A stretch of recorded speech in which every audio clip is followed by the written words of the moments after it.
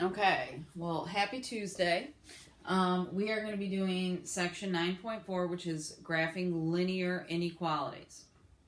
Now, this is different from how you've been graphing them before because you've been graphing them on a number line. And we only had one variable. Now we are going to be dealing with two variables most of the time. And we are graphing on a coordinate plane. Okay? Now, when you have inequalities, you have many solutions. So if we graph just a line, that is not going to cover all of our solutions.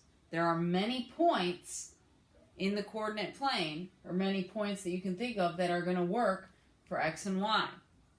So the first part, what we're going to do is they give you an inequality and a point, and they say, is this a solution? So we need to plug it in. So -3 is my x value, so I'm going to plug that in for x plus 2 times 5 greater than 3. So I get -3 plus 10 is greater than 3. -3 plus 10 is 7 is greater than 3. Is this true? If it's true, your answer is yes. If it's false, then your answer is no. So this point works in here. There's many, infinite number of points that work in these. Okay, so now we're going to move on to the graphing. So we need to graph this inequality. It's just like graphing an equation. You want to get it in slope-intercept form. So remember, slope-intercept form is y equals mx plus b, where m is my slope, b is my y-intercept.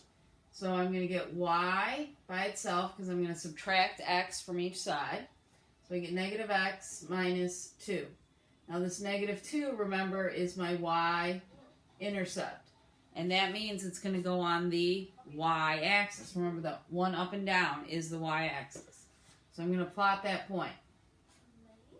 Then from that point, I use my slope. And in this case, the slope is -1.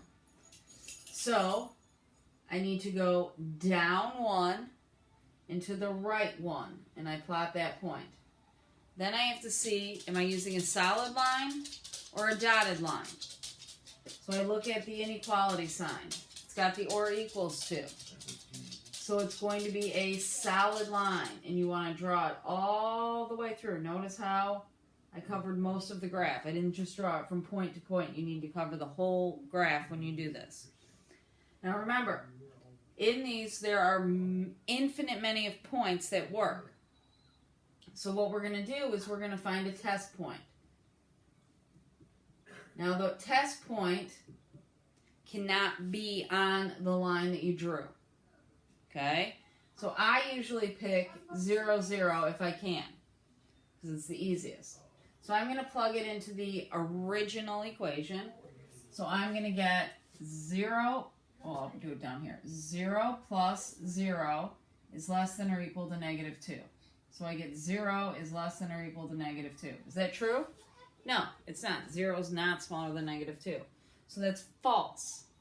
So that means I'm not going to shade the side that has the test point. So if you notice, there's two sides to this line. This side has the test point, this side does not. So since it's false, I'm going to fill in this side. And notice how I fill it all in. Okay? Understand that? I hope so. If not, pause, rewind. Okay. So now we're going to go to this one. This one's a little bit more confusing. What do you notice about this problem right here? There's only one variable in it. Now remember, back to when we graphed before, that had one variable, it was either going to be a horizontal line or a vertical line. Okay?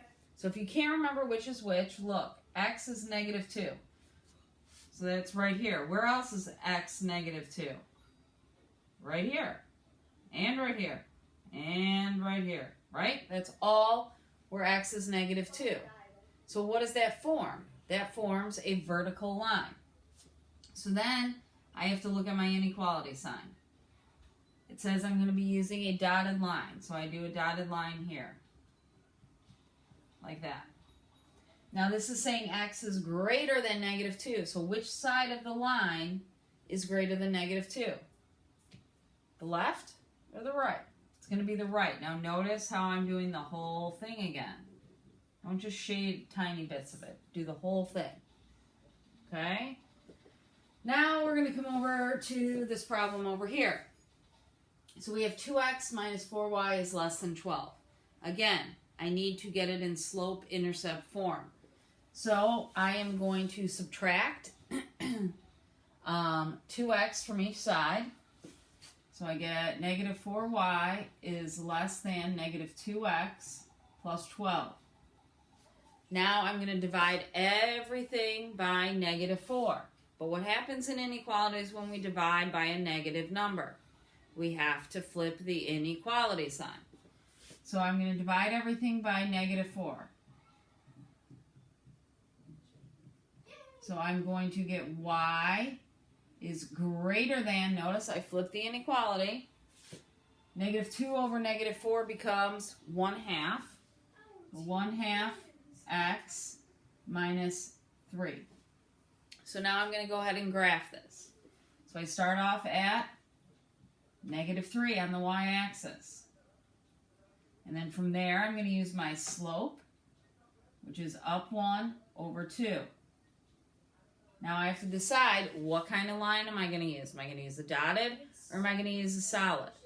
So I look at the inequality sign. There's no or equals, which means it's going to be dotted. So I dot it through the whole thing. Now I have to decide which side of the line I'm going to, shade. So I'm going to use a test point. Can I use 0, 0 again? Yes, I can. Because it's not on the line that I drew. So I'm going to plug in, again, I'm going to plug it into here's my test point. I'm going to plug it in.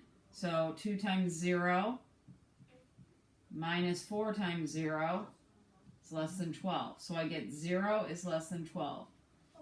Is that true? Yes, it is true. So I shade the side that has the test point. So remember, we have two sides of this line. One that has the test point, one that doesn't have the test point. So this one's true, so I shade this whole area up here. Okay? Now, the reason I told you about the test points is because sometimes we may not have it in slope-intercept form, or you may have to do this with quadratics at some point. So this is a way you can do it no matter what type of line you have or what form it's in. But the shortcut is, let's look at these two. Okay, so this one is, this only works if y is by itself. If you have it in slope-intercept form, you can do the shortcut. Okay, so we have y is less than. Let's look at the graph. Notice you're shading below the line, right? If it's less than, you shade below the line. This one over here is greater than once it's in slope-intercept form. So y is greater than. Which side do we shade on? We shade above the line because it's greater. So we shade above the line. Okay? Now, in the next video, you are going to be learning how to do systems of inequalities. So if you know the shortcut, and I'm going to do the shortcut in the next video, it's a lot easier to get through these. Okay?